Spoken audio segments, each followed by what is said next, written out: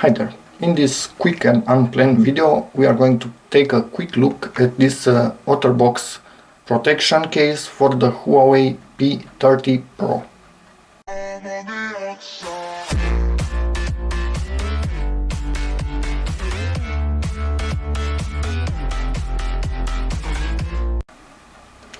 So I bought this thing quite cheaply, but with a cracked back side to it, which doesn't bother me at all because my other phone was an S7 Edge with another cracked back, which I used like that for about 2 years without any issues. As long as you don't put it in water and you have a protection on it, you are good to go.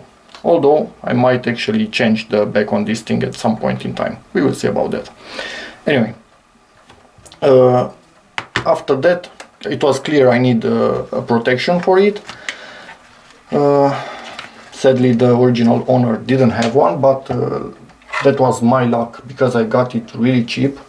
I don't know, about $400, and the ones with without a cracked back were about $550 in my country. Of course in your country it could be completely different. Anyway, so I've had OTTERBOXes on previous phones at points in time, and I was really happy with them. So I said, why not? Had good reviews on Amazon, let's try it.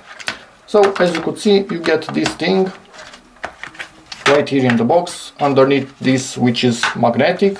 Quite nice presentation. You have the limited warranty for it, but warranty for a case, I don't think you're going to need it. Anyway, so that's about it for the box.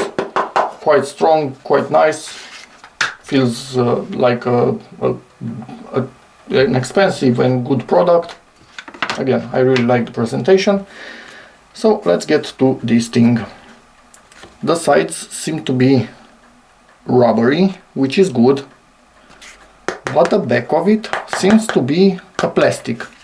So this rubber is injected right next to the plastic, and they actually fuse together, which is great because you have a tough plastic on the back, which is not the brittle kind of plastic. As you can see, it bends quite a lot, so it will protect the back of your phone. It will not gather dust and fingerprints and whatnot because it's a nice plastic, although it might get scratched in time. So that remains to be seen. And lots of rubber when it needs to go onto your phone as close as possible to it. So let's see how easy it is to put this thing in.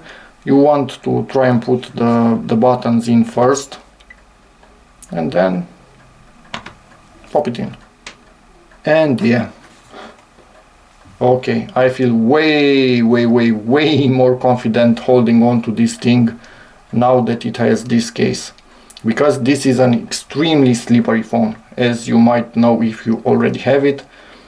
I didn't even change my SIM card to this phone until I got the case. I was completely sure I was going to damage it in some way. So it has ports for the microphone, IR blaster, of course, buttons. Oh, working like a charm. Yeah, that's good. Shortcut to enter in the camera. Speaker, microphone, charging, and here it has a big cut for the camera. I've seen other cases which still have a bit of rubber in here somehow. I don't really care.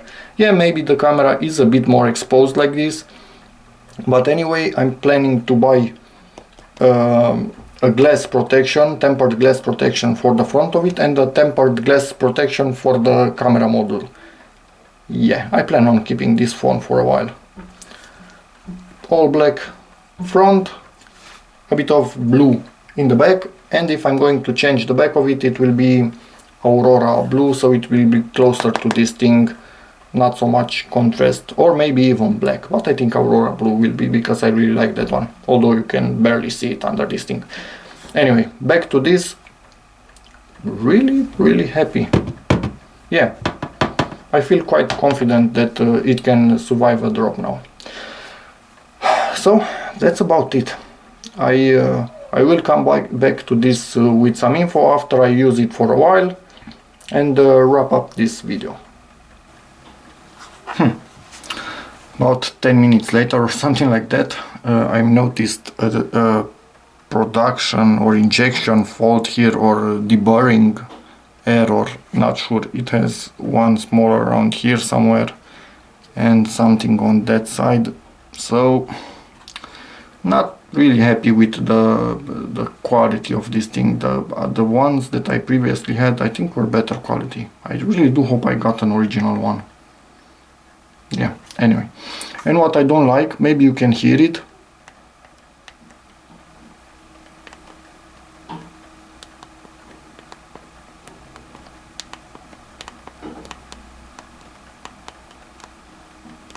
It's like I'm getting some sort of double click when I actually only press it once, so something is not properly aligned in here, and I can actually feel the back flexing a bit when I'm pushing this button.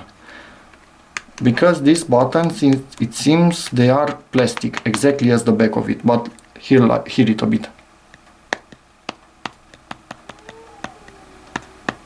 So the back is not actually quite touching the phone, is close to it, look in there. So in various use cases it will actually touch it. So I might put some really thin foam in this area because I don't like to feel it moving around. It's quite annoying for me. Yeah, it's annoying. When I press this button I feel it moving around. Yeah, now that I know this, I'm not sure if I would buy this again, but I haven't seen other cases for this phone, so I cannot say I would buy another one for sure. But this one, I don't know, why does it have these faults? It shouldn't have them. It's not that cheap. Anyway, I will come back to this after some use. And we are back about a week later or something like that. Maybe a bit more than a week, who knows, whatever. And this shows me first impression isn't everything. Realized why these buttons were so annoying at first. I don't hear that, or actually, yeah, from time to time I actually feel it. But up until now I could have sworn that I didn't feel it. Yeah, only once, from 10 clicks, only once. But I realized what's actually happening. They have plastic buttons inserted in the rubber from the sides, and they are way nicer to press than rubber spongy buttons. Now that I have seen the difference, you need to press on the rubber ones way stronger. Another thing that I kind of like, the fact that I don't have these flaps anymore. Although you could say they protect the connector, they are not sealed. They are, yeah, they do somehow protect it, but honestly, this is good enough. Another thing, for example, this one has really rough edges. This one doesn't. But this one, because it's all rubber or TPU or whatever it is, you have a bit more grip on the back of it. When you set it on your knees or something, just for a while you put it down, this has more grip than this. But at the same time, this is harder to pull out of your pocket than this one. And weirdly enough, I've seen 0 scratches on this case. The flex on it, I don't even feel it anymore. That defect there, I'm not happy about it, but neither does it really bother me. So what can I say? Actually, in the end, this is a good case. It's different from what I was used to with this Rinke one. Come on. But not necessarily in a bad way. It's just different, and I've gotten used to it. The sides are rubber and they are really grippy. The back, A bit grippier would have been nice, but this is too grippy. I think it's a good compromise. I actually do. So yeah, my first impression was a bit wrong in the end, it seems. So that's that. It just remains to see how well it handles a protection glass, if I have any issues. If I don't have any issues with it, I'm not going to show it in this video. I will just link the video where I put the protection glass on this phone. If I have issues with it, I will also tell you in this video. So yeah, that's about it. Okay, at the end of the video, this thing again is 100% awesome, and I've also put the protection glass on my phone, as you can see, which fits perfectly with this case. And I will also link in the description the video where I put in the glass on this, so yeah, you can buy them exactly the same, because they will fit and work perfectly. And that's about it for this. Bye.